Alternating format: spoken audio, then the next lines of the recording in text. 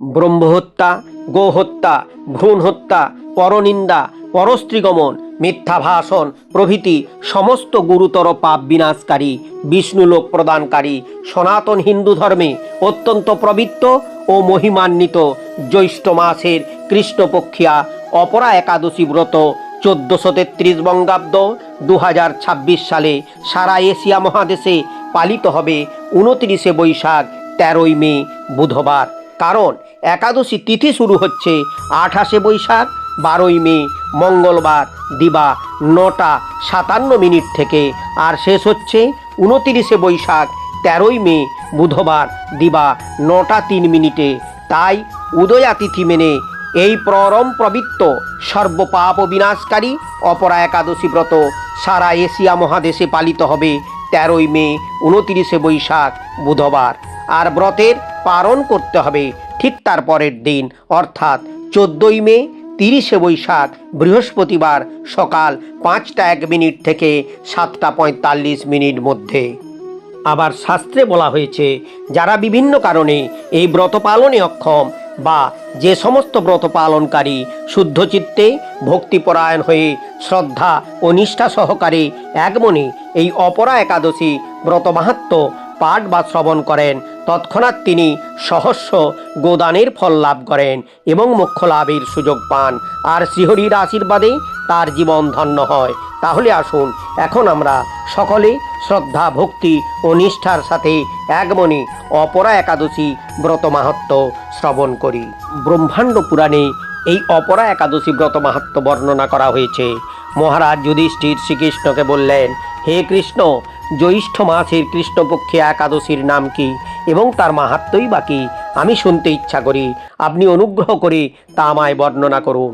শ্রীকৃষ্ণ বললেন, হে মহারাজ, মানুষের মঙ্গলের জন্য আপনি খুব ভালো প্রশ্ন করেছেন। বহু পুণ্য প্রদানকারী, মহাপাপ বিনাশকারী ও পুত্রদানকারী এই একাদশী অপরা নামে খ্যাত। এই ব্রত পালনকারী ব্যক্তি জগতে প্রসিদ্ধি লাভ করে।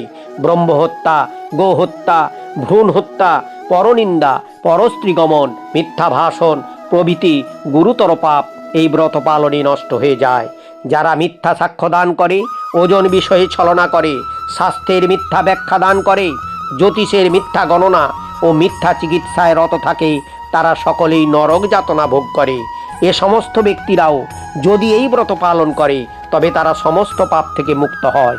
ক্ষত্রিয় যদি স্বধর্ম ত্যাগ করে যুদ্ধক্ষেত্র থেকে পালিয়ে যায় তবে সে ঘোরতর নরকগামী হয়, কিন্তু সেও এই ব্রত পালনে মুক্ত হয়ে স্বর্গগতি লাভ করে। মকর রাশিতে সূর্য অবস্থানকালে মাঘ মাসে প্রয়াগস্থানে যে ফল লাভ হয়, শিবরাত্রিতে কাশীধামে উপবাস করলে যে পুণ্য হয়, গয়াধামে বিষ্ণু পাদপদ্মে পিণ্ডদানে যে ফল পাওয়া যায়, সিংহ রাশিতে বৃহস্পতির অবস্থানে গৌতমী নদীতে স্নানে, কুম্ভে কেদারনাথ দর্শনে, বদ্রিকাশ্রম যাত্রায় ও বদ্রীনারায়ণ সেবায়, সূর্যগ্রহণে, কুরুক্ষেত্র স্নানে, হাতি ঘোড়া স্বর্ণদানে এবং দক্ষিণা সহযোগ্য সম্পাদনে যে ফল লাভ হয়, এই ব্রত পালন করলে অনায়াসে সেই সকল ফল লাভ হয়ে থাকে।